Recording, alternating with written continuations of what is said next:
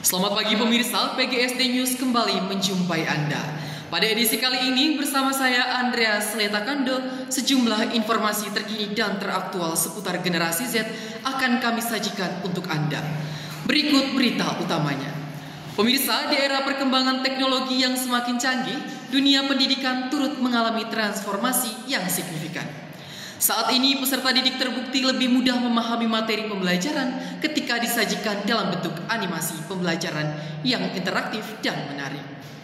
Berdasarkan hasil penelitian yang dilakukan Universitas Muslim Nusantara Al-Wahliyah, hasil penelitian menunjukkan bahwa media pembelajaran interaktif mampu meningkatkan pemahaman siswa terhadap materi dibandingkan dengan metode konvensional.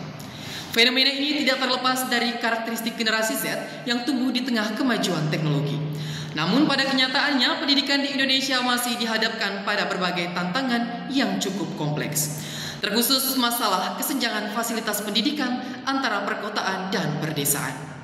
Berdasarkan analisis dataset PISA 2022 ditemukan bahwa guru di pedesaan mengaku jika sekolah tempat mereka mengajar masih kekurangan fasilitas pendidikan yang memadai. Tak hanya itu, menurut laporan LPJII tahun 2022, sekitar 57% wilayah terpencil di Indonesia masih belum memiliki akses internet yang stabil. Kementerian Energi dan Sumber Daya Mineral (ESDM) menyatakan rasio elektrifikasi Indonesia secara nasional pada tahun 2023 mencapai 99,74%. Artinya terdapat 0,26% yang belum teraliri listrik. Terkhusus daerah pedesaan terpencil yang menghambat penggunaan teknologi pendidikan. Kondisi ini semakin mempertegas adanya ketimpangan digital dalam sistem pendidikan kita. Namun terdapat kabar baik yang datang dari generasi Z, yaitu mahasiswa PGSD Universitas Tanjung Pura Pontianak atas nama Andreas Letakando. Ia sebagai generasi muda berkarya membuat media pembelajaran untuk menjawab tantangan bangsa Indonesia, terkhusus dalam aspek kesenjangan fasilitas pendidikan di Indonesia.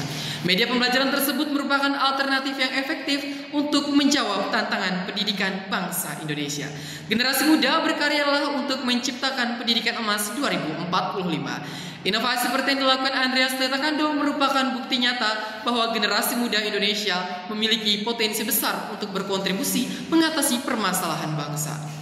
Media pembelajaran yang dikembangkannya menjadi alternatif yang efektif untuk menjawab tantangan pendidikan di Indonesia. Pemirsa, inilah wajah generasi Z Indonesia yang patut kita banggakan. Ia tak hanya pandai mengkritisi, tetapi juga mampu menghadirkan solusi konkret untuk kemajuan bangsa.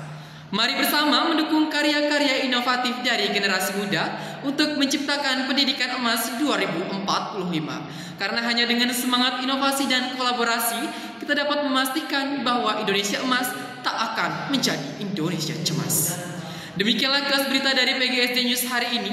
Saya Andreas Letakando mengucapkan terima kasih atas perhatian Anda dan sampai jumpa pada edisi mendatang. Salam pendidikan untuk Indonesia yang lebih baik.